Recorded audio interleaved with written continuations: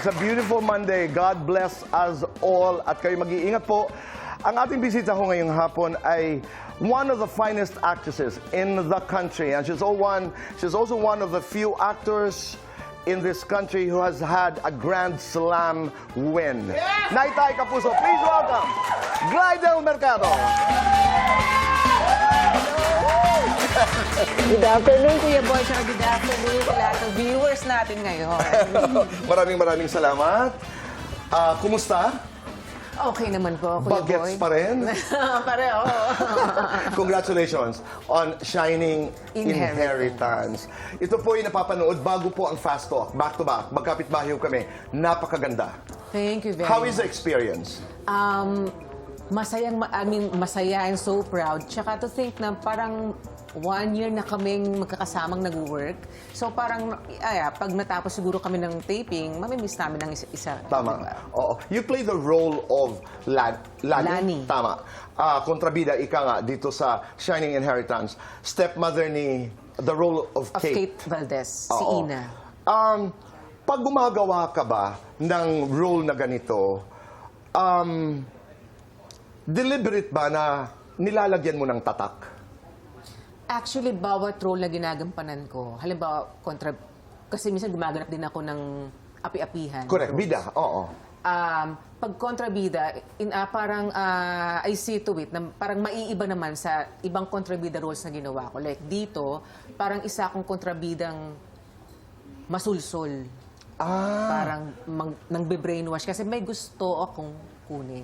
Tamang-tama. Kasi tama ba ako, RD, dito sa Abangan ngayong araw na ito, ay parang kinakausap mo yung kapatid ni Kate na... Si Nono. No, hindi Nono, ha? Nono siya talaga, pero ang pronunciation ko is No.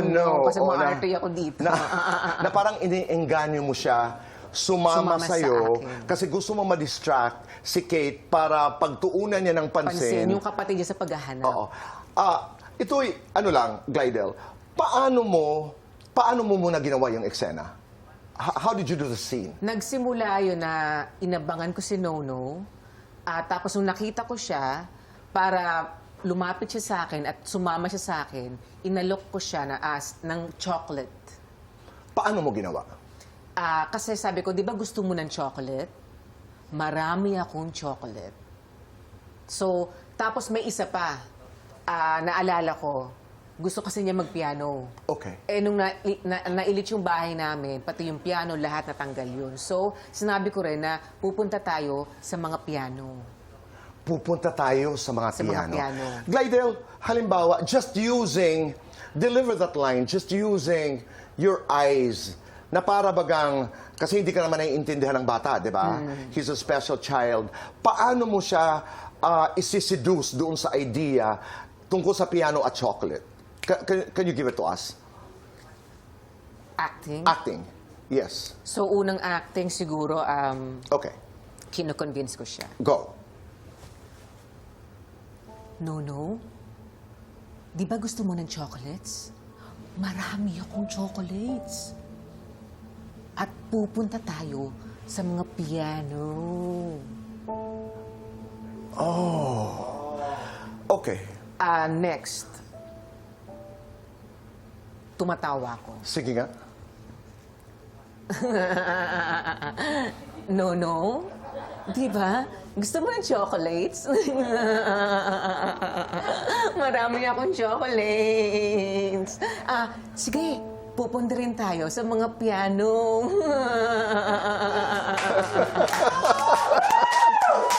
Parang baliw, oh my Ang God. ganda. Isa na lang. Galit. Galit. Nono, di ba gusto mo ng chocolates? Marami akong chocolates. At pupunta tayo sa mga piano. Ganda. Sorry! Ang galing. Oo, I mean, you can...